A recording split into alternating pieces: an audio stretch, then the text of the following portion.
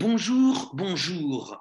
À la poursuite de Novembre Rouge, nous sommes allés au cours du mois de novembre au Nicaragua, en Argentine, à Cuba, au Venezuela, et nous allons maintenant du petit doigt toucher le sud du continent. Nous allons au Chili. Alors là, c'est pas forcément Novembre Rouge, hein, c'est plutôt Novembre très bleu. Nous allons voir, donc il y a eu des élections présidentielles et législatives au Chili, où le candidat donc pinochetiste d'extrême droite est arrivé en tête avec 28% des voix, suivi de la gauche, du candidat de gauche, Gabriel Boric, avec 26% des voix. Il y aura donc un deuxième tour le 19 décembre.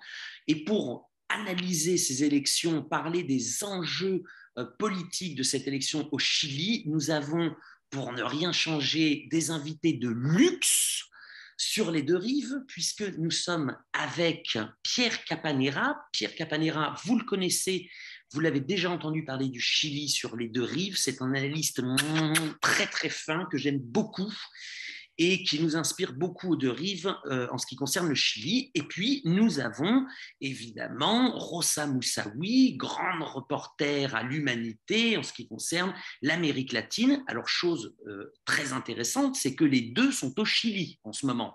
Donc, on ne leur raconte pas ce qui est en train de se passer à travers un ami, une dépêche d'agence ou quoi que ce soit. Ils sont sur place, ils vont nous raconter ce qu'ils ont vu et leurs analyses. Bonjour Pierre, comment vas-tu? Très bien. Bon, très bien. Eh bien, écoute, on est ravis de t'avoir parmi nous. En Rosa, même comment... temps, en Hein? même temps, il faut dire qu'hier soir, c'était la douche froide. Ce matin, la gueule de bois. Et maintenant, on reprend espoir. Bon, eh ben, écoute, tu peux prendre un petit Buronzan ou un petit Alka-Seltzer, on va voir, hein, pour la gueule de bois. Rosa, comment tu vas? Oh bien, merci. Toi aussi, tu as besoin d'un Buronzan ou ça va? Je n'ai pas beaucoup dormi ces derniers jours. Très bien, on est en forme. Bravo. Bon, vous avez remarqué que Rosa n'a pas beaucoup dormi, tout comme sa collègue Lina qui n'avait pas beaucoup dormi hier, hein, avec l'interview que nous avons fait sur le Venezuela. On va commencer. Est-ce que, Pierre, tu peux nous mettre un petit peu en contexte cette élection? Elle est particulière, cette élection au Chili, parce qu'elle fait suite à tout un bouleversement politique qui n'est pas récent, qui a déjà maintenant 2 ans. Est-ce que tu peux nous faire une brève chronologie, ou en tout cas nous expliquer le contexte dans lequel ont eu cours ces élections du 21 novembre au Chili? Alors, ces élections, qu'elles soient présidentielles, régionales, législatives, sénatoriales, se sont tenues régulièrement à la bonne date. Je dirais contrairement aux deux élections précédentes qui, elles, venaient directement d'un contexte particulier, celui de l'explosion sociale, qui a eu un débouché politique, le référendum pour une nouvelle constitution, et suite à l'adoption par les Chiliens d'une demande d'une nouvelle constitution, il y a eu des élections pour la convention constituante au Chili. Donc, c'était des élections non programmées il y a 2 ans, alors que l'élection d'aujourd'hui, même si elle suit les deux autres, même si elle vient après le mouvement social, est une élection régulière et ordinaire. D'accord. Alors, il y a eu, Pierre, il y a eu aussi, entre-temps, entre l'élection à la constituante et ces élections-là, il y a eu l'organisation de primaires au sein de la gauche et il y a eu une première surprise parce que finalement, certains observateurs attendaient à ce que Daniel Jadwe, donc un maire communiste de la banlieue de Santiago, soit élu et soit le candidat du Rassemblement de la gauche et il n'en a pas été ainsi. Est-ce que tu peux revenir sur l'épisode des primaires? Alors, les primaires. Celui qui voulait les primaires, avant tout, c'était le Parti communiste. Il était très clair là-dessus. Il ne souhaitait pas présenter un candidat en tant que candidat du Parti communiste.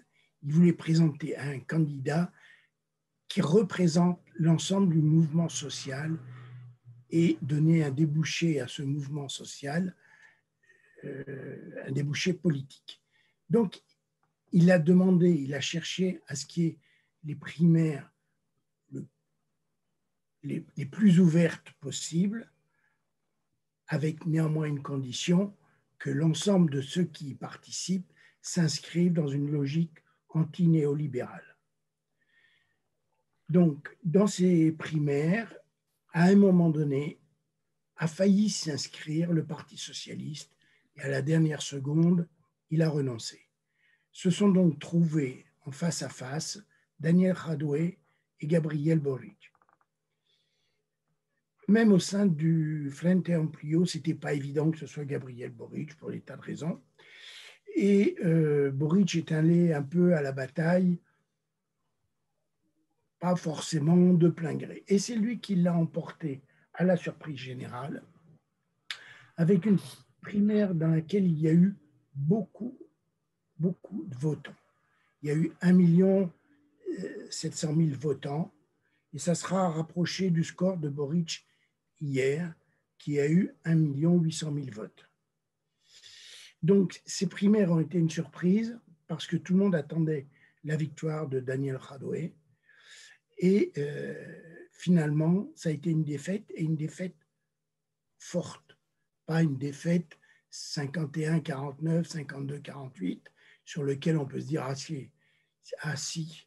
Non, ça a été 60-40. Et donc, quelles ont été les implications dans la candidature unique, finalement, de cette gauche de changement? Je dirais qu'il y a, dans un premier temps, il n'y a pas eu de changement, dans la mesure où le Parti communiste était engagé à bagarrer et à lutter pour celui qui arriverait en tête, même s'il pensait que c'était Daniel Jadot. Et immédiatement après la victoire de Gabriel Boric, il a confirmé son appui total et il a joué le jeu jusqu'au bout. Alors, il est certain que ça a laissé des cicatrices dans un premier temps au sein du Parti communiste, qui se demandait un peu ce qui s'était passé. Mais malgré ça, le Parti communiste a joué à fond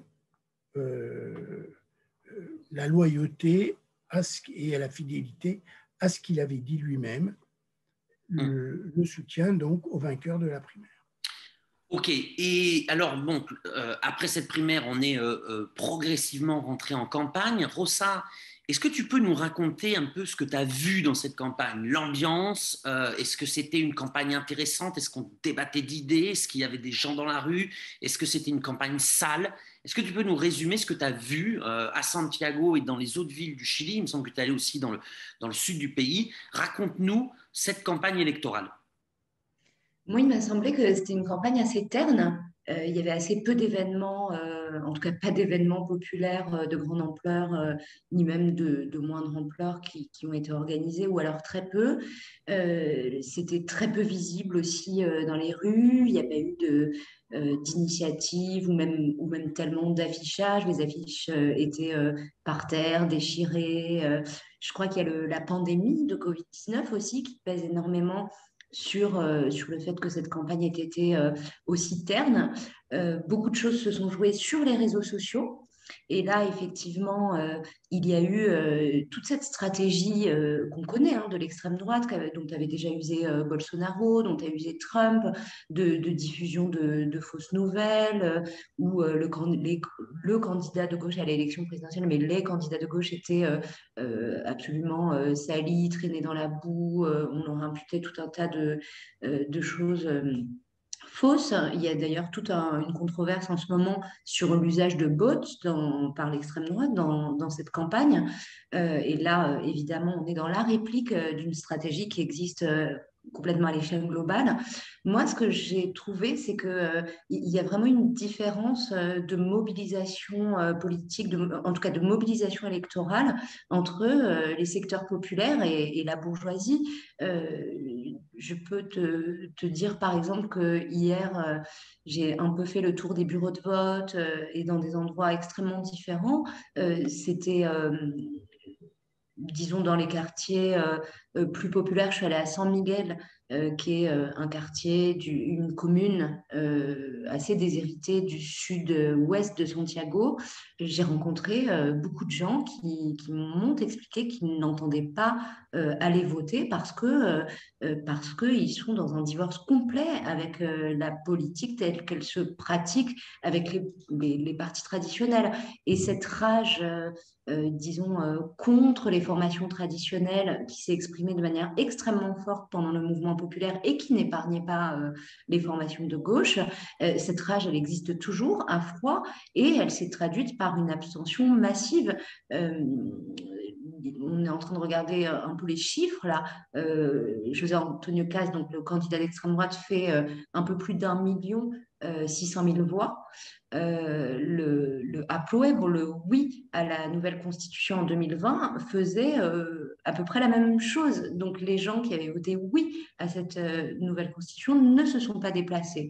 En revanche, dans les quartiers UP de Santiago, il y a eu une mobilisation extrêmement forte de secteurs beaucoup plus riches qui eux, on tenait là une sorte de revanche aussi par rapport au cycle ouvert par la révolte de 2019 avec le référendum, l'élection de la constituante et tout ce qui a suivi. Je crois qu'il y avait une volonté extrêmement forte des classes privilégiées, des milieux d'affaires, de la droite et de l'extrême droite, de refermer ce cycle qui ouvrait des possibilités politiques menaçant leurs intérêts. Et donc, tout a été, disons, mis en œuvre pour pouvoir refermer ce cycle. Et Cast lui-même est le produit de ça, puisqu'il a surgi de nulle part il y a un mois tout juste, et pendant un mois, on lui a tendu tous les micros, il était sur tous les écrans, omniprésent sur les réseaux sociaux, caracolant en tête des sondages. Donc, ce n'est pas non plus une surprise, son arrivée en tête du premier tour, puisque elle était annoncée par ces enquêtes d'opinion successives. Donc, je crois qu'il y a eu une volonté des milieux décideurs de trouver une espèce de joker dans ce candidat d'extrême droite, parce que la droite qui gouverne aujourd'hui, qui est incarnée par Sébastien Piñera, est complètement démonétisée. Elle l'était déjà avant l'affaire des Pandora Papers, qui a révélé ce scandale de corruption et d'évasion fiscale dans lequel est impliqué le président chilien sortant, a achevé de ruiner complètement son image politique, sa réputation. Son dauphin, Sébastien Sichel, en a souffert. Il a traîné ça comme un boulet. Et donc, l'électorat conservateur traditionnel s'est reporté de manière extrêmement importante sur Cast. Son ascension, elle s'explique très directement par l'effondrement du candidat de la droite traditionnelle. Oui, eh bien alors, justement, je reviens là-dessus. Alors, je répète un peu les résultats, non, de ce premier tour au Chili. Donc, Juan Antonio Cast, donc l'extrême droite, l'ultra-droite, arrive en tête avec donc 28%. Deuxième, Boric, donc cette nouvelle gauche, nouveau progressisme, on y reviendra, arrive deuxième avec 26%. Troisième, un candidat par ici qui n'était même pas au Chili, qui a fait campagne depuis les États-Unis, qui arrive donc troisième avec 13%. Ensuite vient les partis dont la démocratie chrétienne, la concertation, donc les vieux partis traditionnels chiliens avec 12%. Et puis ensuite, une autre gauche avec Marco Enrique Zominami à 7,5%. Il me semble que j'oublie personne. Si j'oublie une gauche très très radicale, Artes qui fait 1,5%. Donc voilà le panorama général. Moi, il y a quelque chose qui m'a frappé. J'ai écouté le débat, alors jusqu'au bout de l'ennui, parce que c'était quand même très chiant. Donc le débat présidentiel qui a eu lieu quelques jours avant le premier tour. Et il y a quelque chose qui m'a frappé, c'est que j'avais l'impression de voir finalement une certaine, en tout cas sur énormément de thèmes sociétaux, comme le droit des femmes, l'avortement, la défense de l'environnement. J'avais l'impression d'avoir une certaine homogénéité, avec certes des différences, entre tous les candidats, sauf Cast. Et j'avais l'impression que tout le monde était un peu en train de tomber sur caste. J'avais l'impression de voir caste contre la caste. Et je pense que cela l'a un peu favorisé, évidemment, parce qu'il arrivait à se faire passer pour le candidat de l'anti-establishment, ce qu'il n'est pas, évidemment, puisqu'il défend les intérêts des dominants au Chili. Pierre, qu'est-ce que tu penses de cela? Bon, d'abord, je vais revenir une seconde sur le point précédent. Je dirais qu'il y a eu une opération caste. Sichel a été élu dans les primaires de la droite en juillet. Jusqu'en septembre et même début octobre, il était toujours le candidat officiel de la droite. Et à un moment donné, on a l'impression que la droite a décidé, en plein milieu de la bataille, de changer de cheval. Donc, dès ce moment-là, tous les jours, des députés, des sénateurs, des hommes politiques de la droite annoncent leur soutien à Caste. Il y a comme un retournement qui s'est fait de façon assez brutale. On pourrait le vérifier sur les sondages, mais il y a une opération politique, elle sera sûrement un jour à étudier par les sociologues et les historiens, comment on fabrique à un moment donné, en 3 semaines, un candidat pour qui il arrive en tête. Il y a quand même quelque chose d'assez extraordinaire. Alors, ce que tu dis sur le débat est en partie juste. En même temps, sur des questions telles que les questions des droits des femmes, les questions de l'avortement, le fait que quasiment tous les candidats aujourd'hui, sauf Caste, annonçaient leur soutien au droit à l'avortement, montre aussi une évolution très profonde de la société chilienne en quelques années. Un débat comme ça, il y a 5 ans, avant le mouvement social, était impossible. Caste n'aurait pas été isolé. Au contraire, c'est celui qui aurait défendu le droit à l'avortement qui aurait été tout seul et la cible de tout le monde. Oui, mais justement, cette évolution, elle fait aussi en sorte qu'il est à un pied du Palais de la Moneda, le Caste en question. Je ne pense pas que ce soit ça qui l'ait poussé spécialement. Non, c'est sûr. La campagne qu'il a menée, justement, en quelque sorte, c'est la première fois que publiquement, il était amené à parler du droit des femmes ou de l'avortement. Parce que tout ça, c'est dans son programme, mais son programme, il n'en parle jamais. Il ne parle que de terrorisme, délinquance, narco, terrorisme, délinquance, narco, etc., en boucle. Et c'est là-dessus qu'il a bâti sa campagne. La campagne de Caste, d'une certaine manière, elle est très pauvre. Tous ces thèmes économiques et autres, il ne les aborde pas. Il dit des généralités, histoire de ne pas se tromper, et point. Et son programme, surtout, il le gardait caché. Donc, c'est vrai qu'un des enjeux là de la bataille du 2e tour, ça va être de dire, mais voilà, Caste, c'est ça qu'il veut. Et le dire vraiment, lui mettre son programme, pas sous son nez, parce que lui, il s'en fout, mais sous le nez de tous les Chiliens qui pourraient basculer et maintenant voter Boric contre le fascisme. Oui. Alors, juste là-dessus, Romain, si tu permets, pour répondre un peu à ton jeu de mots, Caste, c'est un membre éminent de cette caste économique et politique qui se comporte comme si elle était propriétaire du Chili. Ça, c'est une première chose. La seconde chose, c'est que je partage complètement ce que dit Pierre, c'est-à-dire que Sichel, quand il affiche une ouverture à une légalisation de l'avortement, etc., il appartient quand même à une majorité qui a fait entrave à la conquête de ce nouveau droit. Et c'est bien la mobilisation massive des femmes chiliennes, des femmes des milieux populaires, parce que ce sont ces femmes-là qui pâtissent le plus de l'interdiction d'un droit comme celui-là, fait que tout l'échiquier politique quasiment est obligé de prendre en considération ces questions-là. Alors, je crois qu'il y a eu ici, comme ailleurs dans le monde, toute une génération, une jeunesse qui aspire à des libertés nouvelles et que ça s'impose dans le débat politique. D'une certaine manière, ces demandes-là, elles ont trouvé une sorte d'issue politique dans la Convention, mais par contre, et je crois que c'est là le nœud du problème, les demandes sociales sur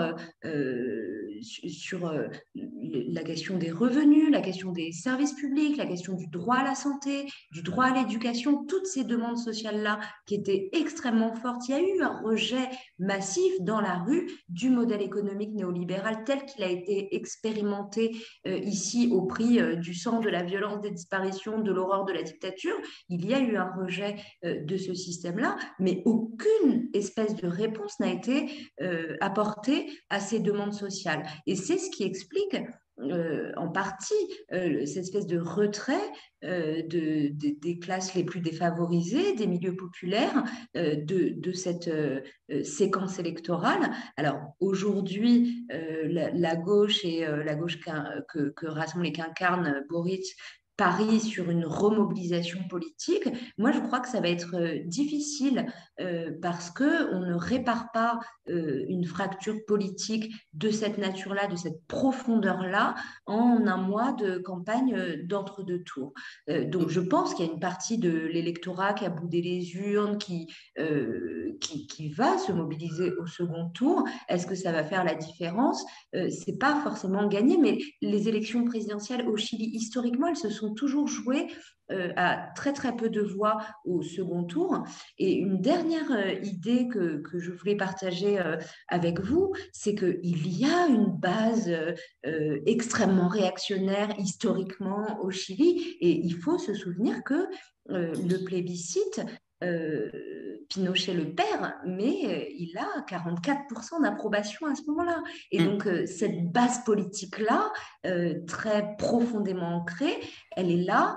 Je crois aussi que la question de ces questions qui ont été portées, pas seulement par Cast, mais le président sortant Piñera l'a beaucoup aidé dans sa campagne là-dessus, ces questions de la sécurité, du rappel à l'ordre, la fable du terrorisme dans le sud, par exemple, ça a pris dans les régions du sud, l'Araucanía, le Biobío, partout l'état d'urgence à visée électorale qui a été décrété par le président sortant, la droite dure l'emporte extrêmement largement.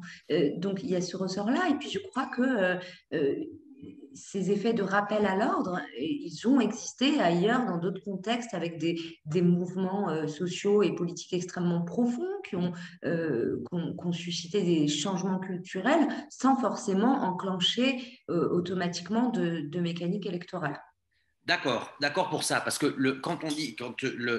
là, je vous entends parler de profonds changements culturels dans le Chili, etc. On a quand même le pire de la réaction chilienne aux portes du palais présidentiel. Enfin, sur le débat effectivement sur l'avortement, où tout le monde était plus ou moins d'accord, sauf lui d'ailleurs, on n'a pas l'impression que le type qui va gagner, c'est le seul qui s'y oppose. Ça, c'est un exemple. Moi, j'avais plutôt cette impression aussi de voir, et ça ne concerne pas seulement le Chili, mais le Chili est un bon exemple, de ce nouveau progressisme, comme l'a appelé le Colombien Gustavo Petro, qui lui d'ailleurs jouit de très bons sondages ces derniers jours, où finalement une certaine gauche abandonnait une perspective nationale populaire assez conservatrice sur des thèmes sociétaux pour s'adonner aux défenses des minorités, à des thèmes sociétaux et à des segments précis de la population. Et je pense que précisément ce discours qui était un peu porté au Chili par Boric, qui concerne et qui peut se mouvoir assez facilement au sein d'une classe moyenne intellectuelle urbaine, et bien surtout a généré des réactions épidermiques chez des secteurs majoritaires de la population qui se sont considérés comme des minorités agissantes. Je m'explique. lorsque tu fais campagne sur les droits LGBT, par exemple, ou trans, eh ben, tu peux générer des réactions épidermiques chez la majorité qui est hétérosexuelle. Quand, par exemple, nous avons vu cette photo magnifique que nous avons publiée sur nos blogs, sur nos sites web ou sur nos réseaux sociaux de la Place Alignida avec l'obélisque, le coucher de soleil et le drapeau mapuche en haut de l'obélisque, donc ce qui effectivement était révélateur d'une certaine révolte, donc en octobre 2019, cela a pu aussi générer, chez certains Chiliens, une réaction épidermique vers le plus nationaliste chilien, donc en la personne de Cast. Je pense que effectivement, si on peut chercher dans l'appareil médiatique des raisons au décollage de Cast, je pense qu'il y a aussi un profond aussi mécontentement et une certaine radicalisation que l'on ne voit pas seulement au Chili, qu'on la voit aussi en Argentine, on l'a vu il y a quelques semaines avec le surgissement de Javier Milei, on le voit en France avec Zemmour, on le voit en Espagne avec Abascal, et à chaque fois, ces personnes ont un dénominateur commun qui est revendiquer un passé qu'on croyait pourtant révolu et que précisément un passé honteux. Alors la colonisation de l'Amérique latine pour Vox, le Pétain ou la colonisation de l'Algérie pour Zemmour en France, là la période Pinochet au Chili, et puis un ultralibéralisme complètement débridé, décomplexé, et se faire passer, je dis bien se faire passer, parce qu'évidemment ils ne le sont pas, pour des candidats anti-establishment. Il y a quelque chose qui se rapproche. Et à chaque fois, on a l'impression précisément qu'ils gagnent aussi leur voix parce qu'il y a une réaction épidémique par rapport à une certaine gauche, une gauche, un nouveau progressisme qui vient de naître ou qui aurait une dizaine d'années et qui se serait distancié de ce qu'était la gauche, en tout cas en Amérique latine, la gauche latino-américaine du début du XXIe siècle.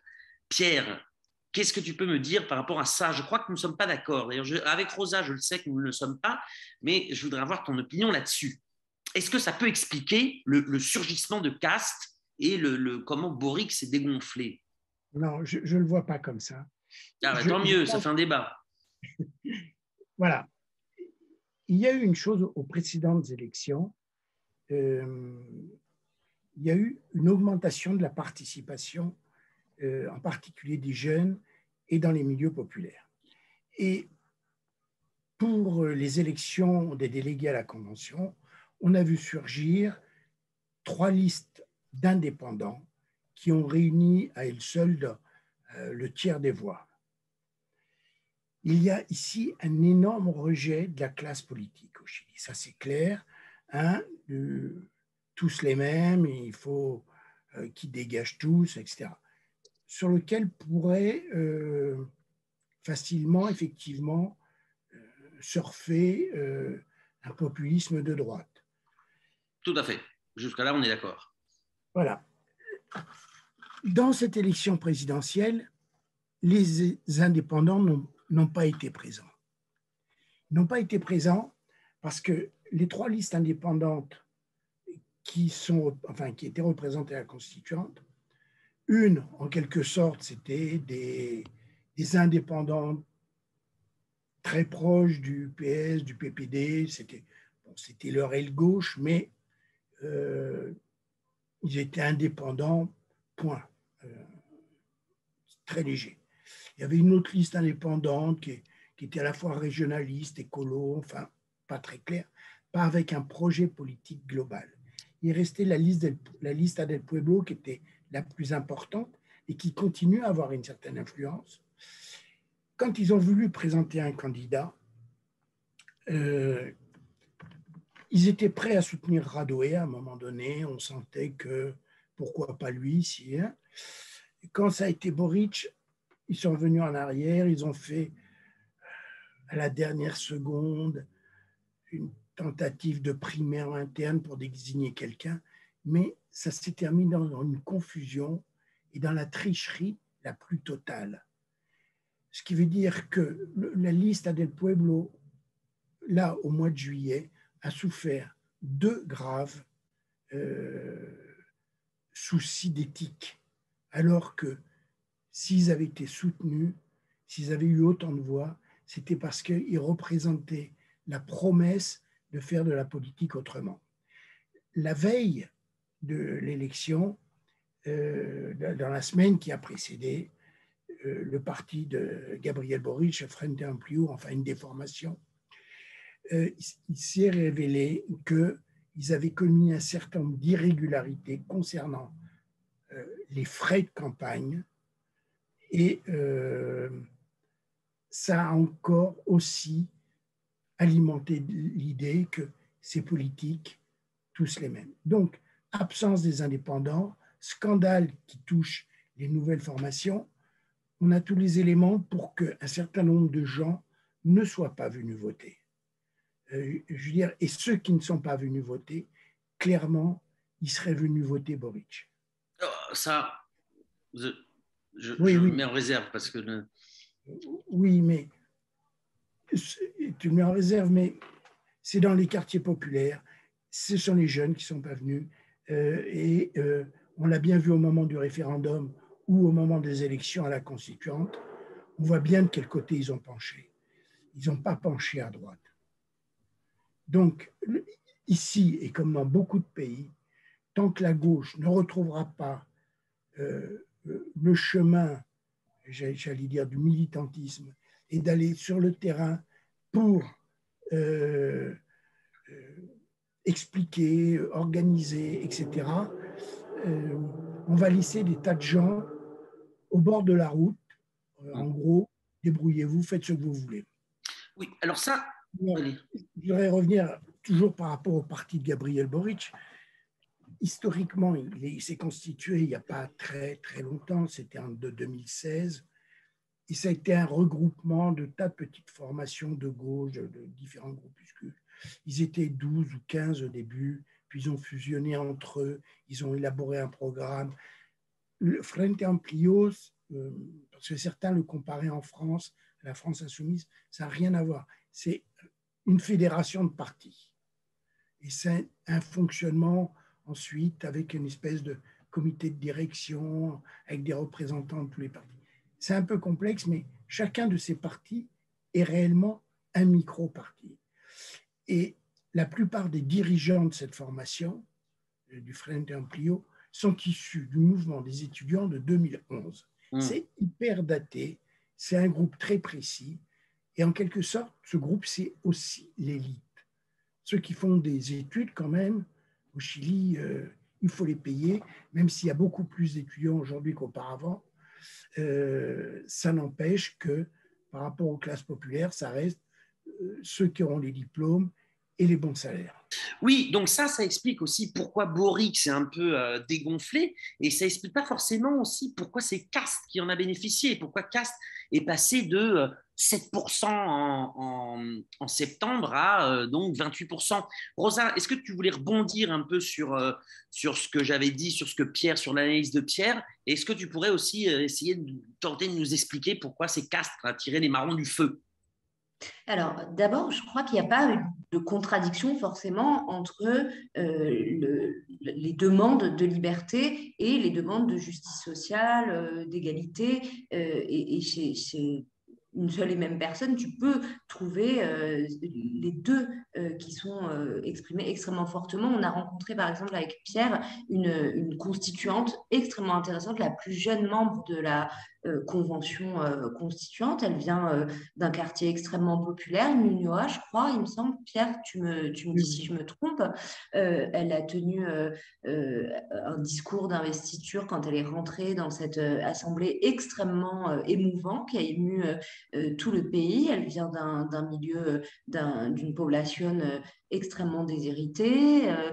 Sa famille a été persécutée pendant la dictature. Elle-même est militante féministe. Elle défend les droits de ceux que ici on appelle les dissidents sexuels. Et il n'y a absolument aucune espèce de contradiction. Elle fait ce travail social dans son quartier, dans son dans sa commune, etc. Et je crois que les communistes chiliens aussi, il faut le souligner, ils sont dans ce travail social, c'est eux qui apportent à cette coalition, à Pueblo Dignidad, l'ancrage dans ces secteurs populaires. Et Radoué en est le meilleur exemple, puisqu'il développe une politique de protection sociale là où l'État a abandonné les populations, qui est absolument incroyable. Et on a pu nous-mêmes le constater en allant à l'école d'État, visiter la pharmacie sociale, l'optique populaire, etc., etc. Et c'est un travail extrêmement important.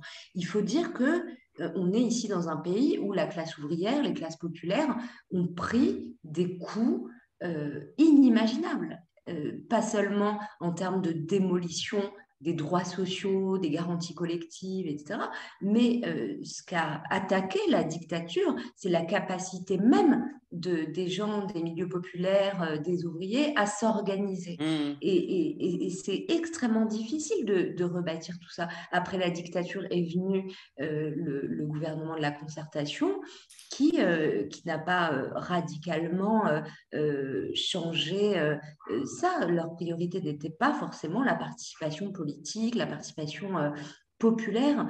Et donc, c'est ça qui est en train de se reconstruire. Et je voudrais dire quand même que Boric, mais aussi d'autres figures comme la communiste Camila Vallejo et tout, qui appartiennent à la même génération, ce sont eux qui sont à l'origine des plus grands mouvements sociaux post-dictature. Souvenons-nous des mouvements étudiants, des mouvements de ceux qu'on appelle les pingouins, les mouvements des élèves qui demandaient une éducation gratuite, de qualité. C'est cette génération-là qui est retournée dans la rue, qui a remis en route des mouvements sociaux au Chili, là où tout était par terre. Et ils viennent aussi, eux, de cette histoire-là. Et donc, ils sont à la fois porteurs de ces demandes sociales et des demandes de liberté qui irriguent aussi la réalité sociale chilienne. Alors, D'accord. pourquoi Enfin, ils ont remis tout le monde dans la rue, mais là, on en a un des exemples, puisque Boric, comme le rappelait Pierre, vient de cette génération-là. Et enfin, moi, je comprends tout ça, mais j'aimerais comprendre aussi, écouter votre analyse du pourquoi le pire de la droite chilienne, l'ultra-droite, celle qui revendique ouvertement la dictature et les valeurs de la dictature de Pinochet, c'est-à-dire précisément ce que tu dénonçais, pourquoi c'est cette droite qui est en passe de gagner l'élection présidentielle? Alors, on ne sait pas, hein, on terminera là-dessus, mais Mais en tout parce cas, elle que est je bien. crois que Pierre l'a assez dit, il l'a dit assez nettement, c'est aujourd'hui le choix de la droite, de la bourgeoisie, des médias dominants. Il a été porté d'une Oui, manière qu'on ne peut pas imaginer et les milieux économiques ont décidé que c'était lui. Je te donne juste un exemple. À non, la mais veille du moi, ça me scrutin, suffit pas cet exemple-là, parce oui, que mais sinon, tu n'écoutes pas il mon y aurait des. explication. D'accord, bah, je l'explique. À la veille du scrutin, tu as El Mercurio, qui est vraiment la caricature des médias dominants, qui met à sa une, il pourrait y avoir au Chili l'an prochain 13% de croissance, ce qui est absolument délirant comme prévision, mais il pourrait aussi y avoir une récession technique. Et en fait, c'est une véritable menace. C'est si la gauche gagne, on ferme les robinets et c'est terminé, on sabote l'économie et tu n'auras aucune espèce de marge de manœuvre. Et cette menace-là sur des gouvernements qui veulent transformer des choses, cette menace économique, elle existe. Je veux dire, les coups d'État avant, ils se faisaient avec des chars, avec des tanks, maintenant ils se font avec les banques. Et une fois que les milieux de la finance ont décidé que ta marge de manœuvre, elle était réduite à néant, elle est réduite à néant. Et donc il y a cette bagarre-là qui existe. Et effectivement, la carte des classes dominantes aujourd'hui au Chili, c'est caste. Alors après, D'accord. pourquoi est-ce qu'il mobilise, encore une fois, ce discours de l'ordre? Il a rassemblé pas seulement des gens extrêmement conservateurs ou totalement réactionnaires, etc.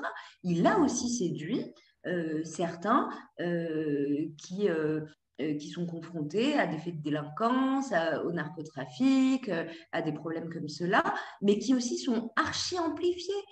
Idem, une des choses qui a joué en faveur de Castres, on en parlait avec Pierre tout à l'heure, à l'occasion de la célébration des 2 ans de la révolte, il y a eu une manifestation qui s'est passée le plus pacifiquement du monde ce jour-là, et puis ça s'est terminé en affrontement avec des choses incendiées, et ces images-là, elles ont tourné en boucle, mais comme si c'était Santiago à feu et à sang, les émeutes partout, etc. Elles ont tourné en boucle pendant les jours suivants. Et les gens du fin fond du pays qui voient ça, ils s'imaginent que la capitale est en train de brûler, que c'est le bazar, qu'effectivement il faut remettre de l'ordre et que ce n'est plus possible et qu'il faut une main de fer pour tenir le pays. Oui, mais est-ce que c'est suffisant juste parce que si les milieux décideurs, les banques et les médias et certains politiciens décidaient que c'était caste, enfin, ou décidaient que c'était la droite, en réalité, ils le décident à chaque fois. Donc, on n'aurait jamais eu de Coréen, on n'aurait jamais eu de Chavez, on n'aurait jamais eu de Pedro Castillo au Pérou. Hein. Tous les médias sont alignés sur ce que disent la banque. Et de fait, c'est un seul groupe qui détient 80% des médias.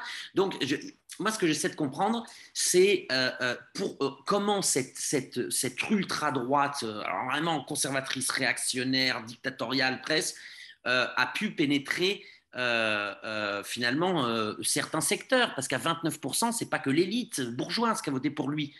Donc, moi, la réflexion que j'essaie de me faire, évidemment, je pense que l'ordre est un des thèmes parce que les gens n'aiment pas la violence et que même si la violence aurait pu être compréhensible par rapport à la violence des forces de l'ordre dans le mouvement social de 2019, les gens se lassent très rapidement de la violence, ils veulent effectivement de l'ordre. Il y a aussi, je pense, un esprit du capitalisme qui fait que l'État n'est pas vu comme protecteur dans une grande partie de la population qui se replie sur le familial, qui se replie sur l'individuel pour arriver à son salut collectif. J'essaie de trouver des éléments pour essayer de comprendre au Chili et ailleurs, soit dit en passant, pourquoi cette nouvelle droite qui est vraiment qui est neuve, hein, qui doit avoir 3, 4, 5 ans, qui est très organisée au niveau international. Je recommande un article fantastique de Rosa Moussaoui dans l'Humanité sur comment Vox, le parti fasciste espagnol, tend ses liens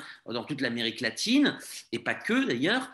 J'essaie de comprendre qu'est-ce qui fait que ce discours, ce récit politique réussit à trouver un public et un public conséquent. Donc là, je reviens avec toi, Pierre. Est-ce que tu peux, alors d'une part, essayer de nous répondre à cette question sur Caste, comment il a décollé, on va dire, et quelles seraient les perspectives autour du deuxième tour, donc qui aura lieu le 19 décembre. Je pense que quand la classe dominante décide à un moment donné, parce qu'elle avait d'abord choisi un candidat, Sichel, très bien, à un moment donné, elle a pensé qu'avec lui, elle n'y arriverait pas, que lui ne serait pas capable de l'emporter face à Boric. Donc, ils ont lancé Caste, et Caste, il représente l'extrême droite, effectivement, la plus fasciste. Il a un programme, mais qui est une honte, tout ce qu'on veut. Mais quand on écoute Caste, il est très gentil, il est séducteur, oui, tout à il fait. est aimable, il va parler de la famille. Ah, ma femme qui m'a tellement soutenu. Oh, je vais commencer par remercier Dieu qui est au-dessus de tout. Mais il ne le dit pas et en même temps, il dit, mais si vous ne croyez pas, ce n'est pas grave, on peut partager. Je veux dire, il se présente comme... c'est pas un Hitler qui va te vociférer des discours pas possibles. Ça n'a rien à voir avec les leaders, même des Le Pen. Non, il est tout dans la douceur, la séduction, le sourire. Et en plus, il ne parle pas de ce qui pourrait choquer. Il n'a jamais parlé de l'avortement dans tous ses discours et toute sa campagne. Parce qu'il sait très bien que la majorité du pays a changé de position et que ça lui serait un poids. Donc, il ne parle pas de tout ça. Il parle juste de l'ordre, Ah, la justice, il faut que le Chili vive en paix. Nous sommes un peuple de travailleurs. Nous voulons vivre en paix. Et quand tu entends ces discours, il y a très peu de choses qui sont dites en fin de compte. C'est Saramago qui, déjà il y a longtemps, expliquait que les nouveaux dirigeants fascistes ne seraient pas comme les anciens. Ils seraient des gens pleins de bonté, de fraternité, etc. Apparente, Ils oui, tout auraient à la fait. main, le cœur dans la main. Enfin bon, je veux dire, ça aussi, il faut l'intégrer pour se dire, on a à la fois affaire à des groupes qui, derrière, sont prêts à toutes les violences. Hein.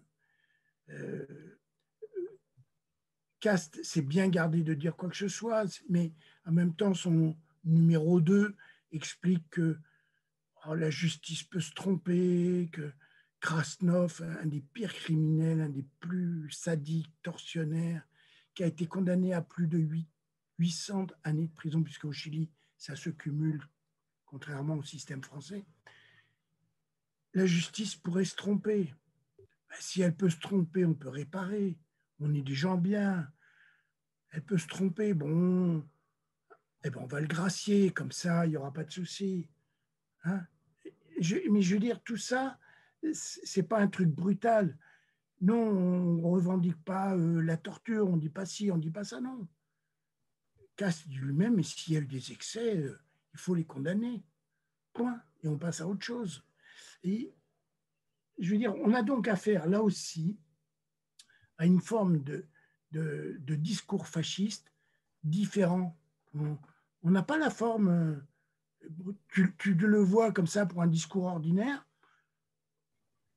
tu ne Oui. l'identifies pas spontanément, directement, comme le représentant de Pinochet. Ah non, pas du tout. D'ailleurs, dans le Voilà. débat, je me rappelle, je crois que c'est avec toi, Rosa, que j'en ai parlé. J'avais dit à Rosa, c'est vraiment le type que tu as envie d'inviter à Noël, hein, dans ta famille. Il est effectivement très calme, Moi, non, mais très classe. Comment? Toi, non, mais non, évidemment. Mais parce que tu n'invites que des pouilleux, alors, ma belle. Des pouilleux. Je serais très fier d'y être invité. Mais... Non, non, mais je veux dire, le type présente C'est pas bien. assez pouilleux.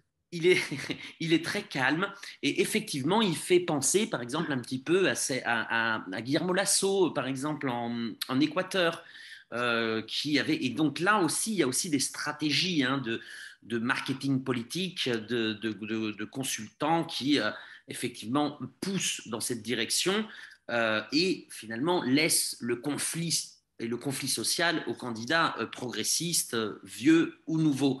Euh, Quelles vont être les perspectives? Est-ce que Boric peut encore gagner déjà, hein? Est-ce qu'on ne va pas être pessimiste? On va ouvrir une bouffée optimiste? Ça, c'est ma première question. Et la deuxième, qu'est-ce qui va se passer avec la constituante si gagne l'un ou l'autre? Rosa, peut-être que tu peux commencer. Et alors, les premières enquêtes d'opinion, on en parlait tout à l'heure avec Pierre, donnent les deux candidats un peu au coude à coude, mais avec encore une bonne partie de l'électorat toujours en retrait. Donc, cette bataille des abstentionnistes, elle va se jouer là. Après, je pense que sur le papier, Cast gagne. Mais ce n'est pas du tout si évident que ça. Par exemple, il n'est pas du tout évident que la totalité des électeurs de Parisis se reportent sur lui, parce que les ressorts de ce vote-là vont au-delà de son ultralibéralisme un peu populiste comme ça. C'est un type en fait qui apprenait aux gens à magouiller avec les AFP, c'est-à-dire à pirater un peu le système à la limite de la légalité. Donc les motivations du vote, elles ne sont pas forcément très idéologiques pour Parisis. Du côté de la démocratie chrétienne, Yasna Provost a immédiatement dit qu'elle ne souhaitait pas, enfin, elle a elle a appelé à voter critiqué Caste Boric. pour clairement, elle a appelé à faire barrage Hmm. aux candidats fascistes, quoi. Donc, est-ce que ça va convaincre les peut-être 20% ces électeurs qui pourraient être tentés de se reporter sur Caste, là aussi, il y a une vraie incertitude. Donc, il y a vraiment cette bagarre des abstentionnistes.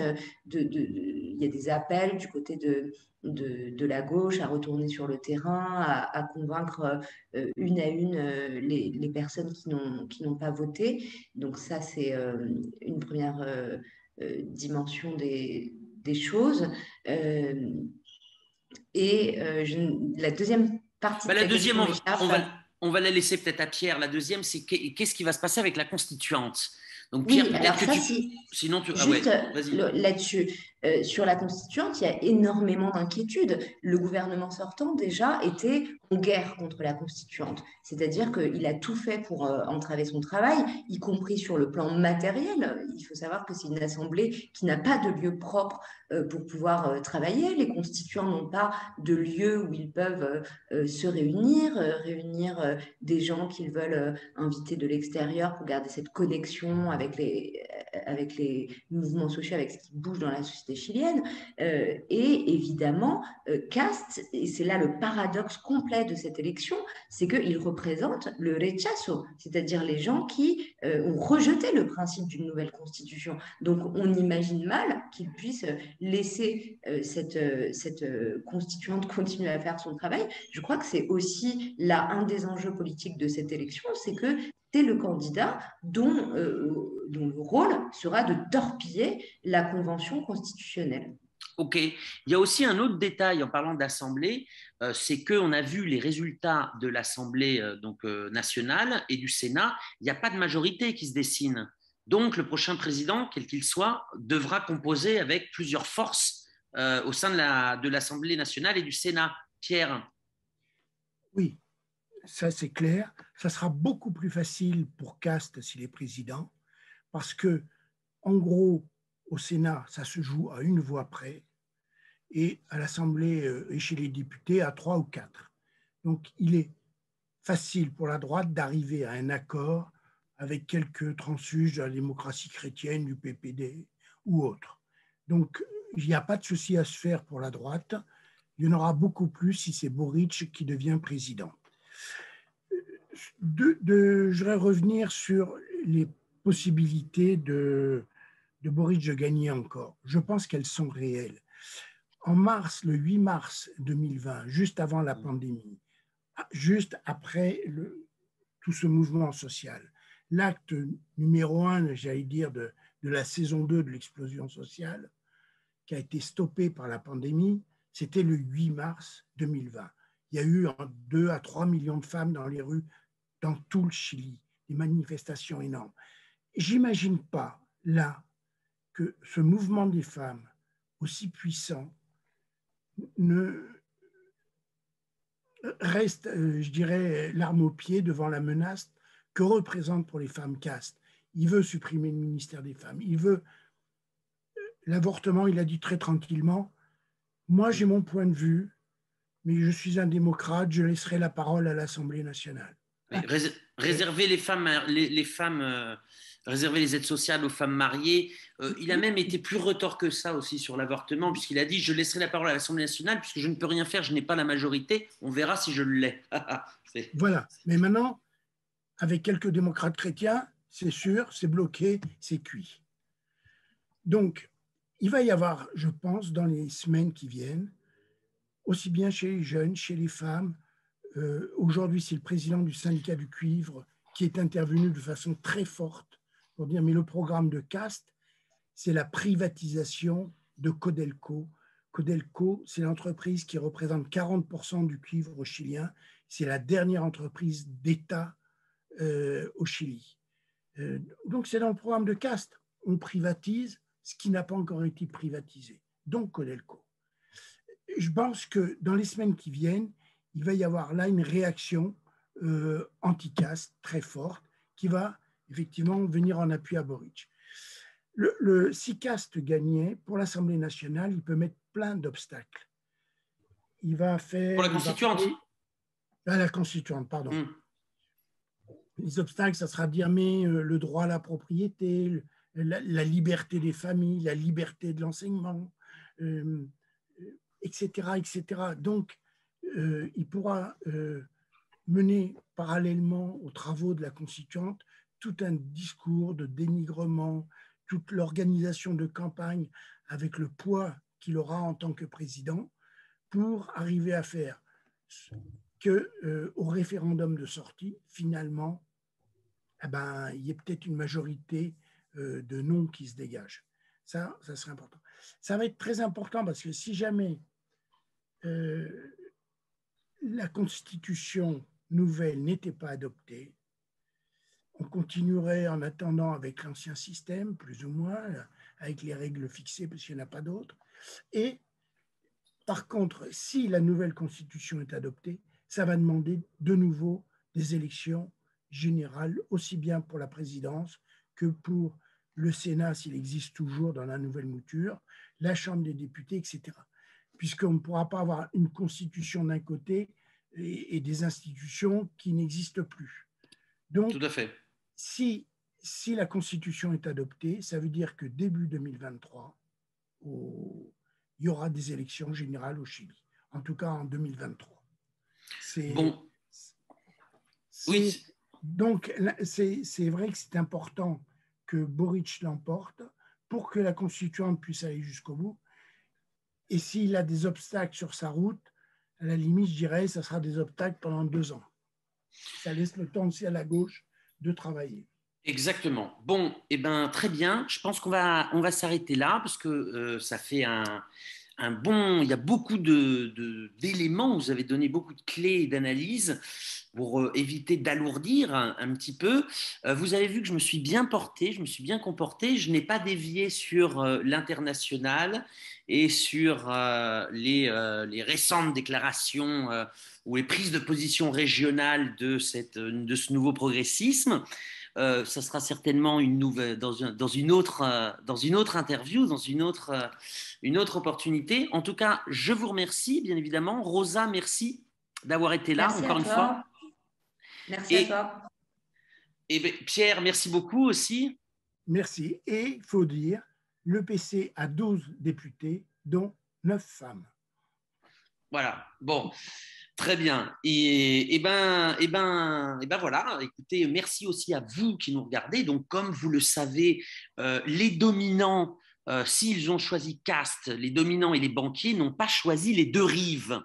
Et aucun milliardaire ne nous finance. Donc, j'en profite pour faire évidemment un appel à contribution pour que cet autre son de cloche, cet autre point de vue, si nécessaire, pour vous forger votre propre opinion, cette voix discordante que sont les deux rives ne s'éteigne pas. Donc, nous vous invitons à aller sur notre site www.lesdeuxrives.info, de cliquer sur « Soutenez-nous » et de contribuer dans la mesure de vos moyens. Voilà, je vous remercie et il y aura évidemment aussi une prochaine vidéo puisque le dimanche 28 novembre rouge continue puisque nous irons au Honduras. Il y a des élections présidentielles et législatives. La gauche est bien placée. La candidate Xiomara Castro, qui propose elle aussi une assemblée constituante, pourrait l'emporter ce dimanche. Donc, nous vous ferons aussi une émission d'analyse sur ce qui va se passer au Honduras. Voilà, merci à vous tous. Et encore une fois, Rosa, Pierre, bisous. Et Rosa, on prépare quelque chose. Je viendrai quand même chez toi. Si ce n'est pas à Noël, ça sera dans une autre date. Bisous à tous. Avec plaisir.